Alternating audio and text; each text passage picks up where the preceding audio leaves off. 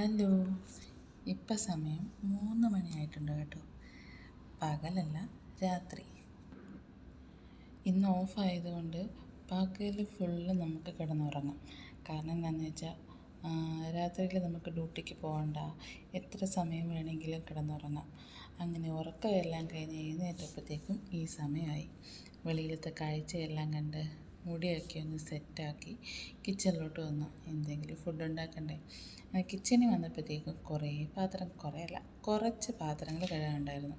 അങ്ങനെ പാത്രം എല്ലാം കഴുകി നമുക്ക് ഒരു ചെറിയ മീൻകറിയും ഒരു തട്ടിക്കൂട്ട് സാമ്പാറും ഉണ്ടാക്കാം. അതിനായിട്ട് കുറച്ച് സാധനങ്ങളെല്ലാം പ്രിപ്പയർ ചെയ്തു.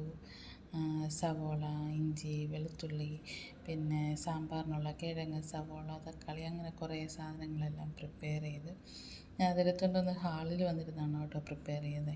അങ്ങനെ കിഴങ്ങ് സവോളയൊക്കെ പ്രിപ്പയർ ചെയ്യാൻ എടുത്തപ്പോഴത്തേക്കുമാണ് ഞാനൊരു കാര്യം കണ്ടത്. കിഴങ്ങ് ലവ് ഷേപ്പിലാണ് എനിക്ക് കിട്ടിയത്. എന്താ പറയാനല്ലേ, മൊത്തത്തിൽ ലവിൻ്റെ കളിയാണ് ഇവിടെ. അങ്ങനെ ഞാൻ സവോളയും വെളുത്തുള്ളിയും ഇഞ്ചിയും എല്ലാം കൂടെ ഒരുമിച്ചിട്ട് മിക്സിയിലങ്ങ് അടിച്ച് കേട്ടോ. കാരണം പെട്ടെന്ന് പരിപാടി കഴിയണമല്ലോ. എൻ്റെ ഫ്ലാറ്റിൽ ഞങ്ങൾ 9 പേരാണ് കേട്ടോ. എല്ലാവരും കിടന്ന് ഉറക്കവാസോ, അവരെ ആരെയും നമുക്ക് ഡിസ്റ്റർബ് ചെയ്യാൻ പറ്റില്ല. അതുകൊണ്ട് പെട്ടെന്നുണ്ടാക്കി നമ്മൾ കിച്ചണിൽ നിന്ന് ഇറങ്ങണം. അങ്ങനെ ഞാൻ എല്ലാം കൂടെ ഇട്ട് വഴറ്റി, സവോള, ഇഞ്ചി, വെളുത്തുള്ളി എല്ലാം കൂടെ ഒരുമിച്ചിട്ട് വഴറ്റി. ഞാൻ പുളി വെള്ളത്തിലിട്ട് വെച്ചിട്ടുണ്ടായിരുന്നു കേട്ടോ.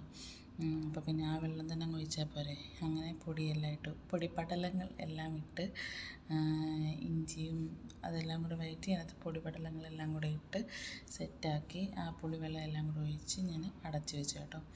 പിന്നെ അടച്ച് വെച്ച് കുറേ നേരം കഴിഞ്ഞപ്പോഴത്തേക്കും നല്ല തിളയൊക്കെ വന്നപ്പോഴത്തേക്കും എന്താ പറയുക, മീനെല്ലാം കൂടെ പതിയെ ഓരോന്നായിട്ടിങ്ങനെ പെറുക്കിയിട്ടു.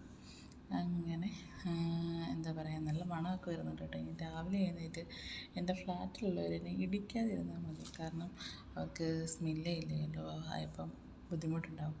അങ്ങനെ കറിവേപ്പിലയെല്ലാം ഇട്ട് ഞാൻ അടച്ച് വെച്ചു. ആ സമയം കൊണ്ട് നമ്മുടെ വാഷിംഗ് മെഷീനിൽ തുണി ഇട്ടിട്ടുണ്ടായിരുന്നു. ആ തുണിയിൽ യൂണിഫോം ഒന്നും കറക്റ്റായിട്ട് വൃത്തിയായിട്ട് ക്ലീനായി കിട്ടുന്നില്ല. അപ്പം അതൊക്കെ ഒന്ന് ജസ്റ്റ് ഞാനൊന്ന് കഴുകി. അങ്ങനെ ആ യൂണിഫോമൊക്കെ കഴുകി വന്നപ്പോഴത്തേക്കും മീൻകറിയൊക്കെ സെറ്റായിട്ടുണ്ടായിരുന്നു. അതിൻ്റെ കൂട്ടത്തിൽ തന്നെ ഞാൻ സാമ്പാറിനുള്ളതും കൂടെ വെച്ചിട്ടുണ്ടായിരുന്നു.